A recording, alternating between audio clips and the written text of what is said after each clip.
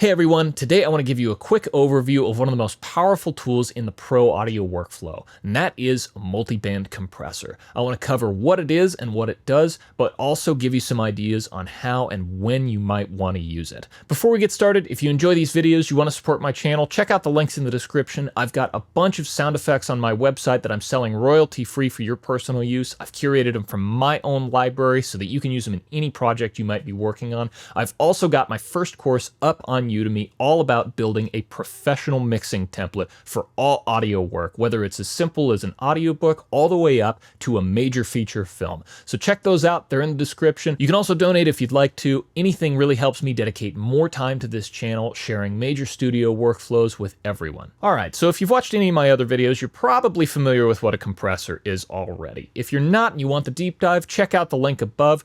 Basically, a compressor allows you to tighten up the dynamics of a signal so you don't have such huge differences in levels. It makes things more consistent. And it does that by reducing the loudest parts of your audio and then boosting the entire section of audio that you've just made a little bit quieter here, so you retain that same loudness and that same energy without clipping or distorting or having really drastic differences in level. Now, a multiband compressor takes that exact same workflow and that exact same idea, and it splits it out across multiple parts of a sound's frequency spectrum. So you're no longer just able to compress the entire audio signal by a given amount, you're able to actually work on individual parts of the frequencies. So if you have really intense low end, like a bass guitar, for example, or maybe some kind of explosion in the distance, for example, you can compress just those low frequencies and leave the rest of the signal alone.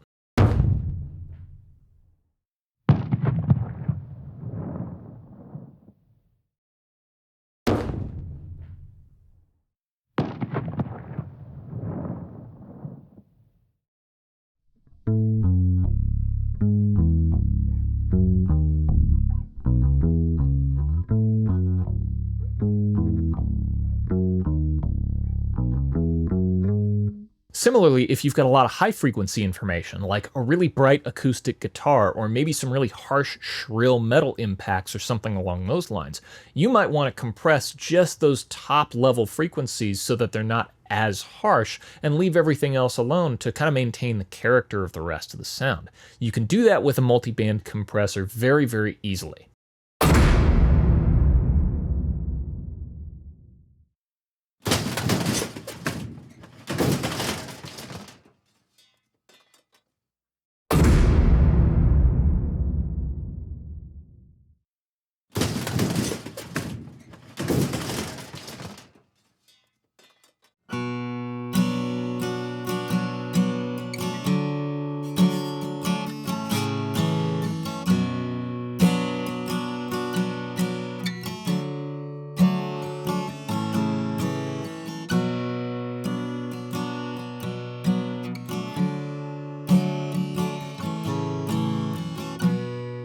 Let's take a look at a basic compressor. You're going to have a few different parameters across every single one, no matter what you're using. You're going to find a threshold parameter, which allows you to tell the compressor what you consider loud and what you consider quiet. The loud stuff is what the compressor is going to work on and lower. The quiet stuff it's going to leave alone. You've got a ratio parameter where every time a sound goes beyond that threshold that you set and becomes loud, the ratio tells the compressor by how much to reduce that sound. So if you've got a ratio of 3:1, for every 3 dB over that threshold you set, it's going to spit out 1 dB on the other end, so it's reducing it by a factor of 3. You'll find an attack parameter that controls how fast the compressor clamps down on those loud sounds, as well as a release parameter that controls how fast it lets go. Occasionally you'll find a depth parameter that controls the maximum amount of reduction the compressor can actually apply. So generally I try not to reduce a signal by any more than about 6 dB, because that's about where things start sounding unnatural. A depth parameter will allow you to set that maximum and say, don't reduce anything beyond that point, and maintain that natural dynamic. And of course, when you're reducing those louder sections of your signal, you're making your signal quieter, so every compressor has a makeup gain parameter that will then boost that newly lowered signal up to where it used to be and maintain that energy. Let's take a look at one of the most common multiband compressors out there, the Waves C4. The C4 has been around forever, and obviously the interface kind of shows that. But all these same parameters that we just talked about are all here. You've got an attack and a release parameter, you've got threshold, you've got makeup gain, and that range parameter is the same thing as the depth parameter that we just talked about. It establishes the maximum amount of gain reduction that each band of this compressor is going to be able to apply.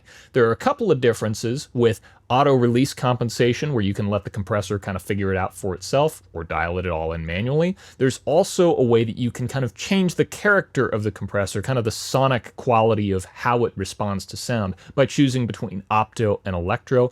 And there's a knee control, which basically is how aggressively or smoothly the compressor transitions from not compressing a signal to compressing a signal. The big difference here is obviously that the multiband compressor has 4 different compressors built into it, all split up by frequency. So you can choose the crossover frequency of each section of this compressor based on what sound you're actually working on. If you've got a lot of low end, you might want to open up and compress the low end of your signal separately from all of the rest of your signal. If you've got a lot of top end, same thing, just with the higher frequencies. And of course, if you've got mid-range frequencies that you really want to dial back, like dialogue that's really harsh, or somebody is maybe a little bit nasal in certain qualities of their voice, you can actually use a multiband compressor to control some of those resonances in a person's natural speech without having to reach for an EQ and try and notch things out really specifically every time someone talks. In that way, you can actually use a multiband compressor kind of like you would use an EQ, but it now depends on how loud the signal is coming in, whether things are going to be worked on. With an EQ, you basically just establish that you notch out or you reduce or you raise frequencies, and that's it. There are some more advanced EQs that allow you a little bit more control than that, but generally, what you set is what you're going to get.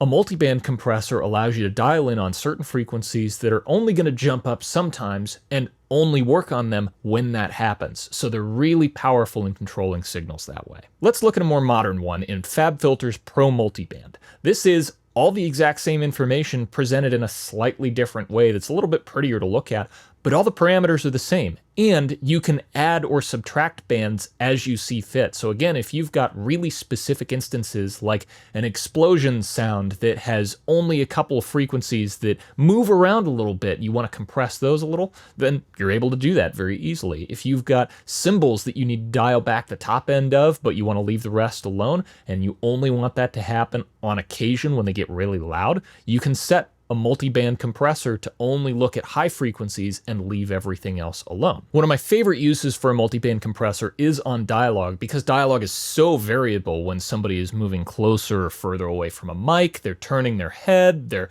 moving around a lot, and generally their performances go from really quiet to really loud depending on what they're doing.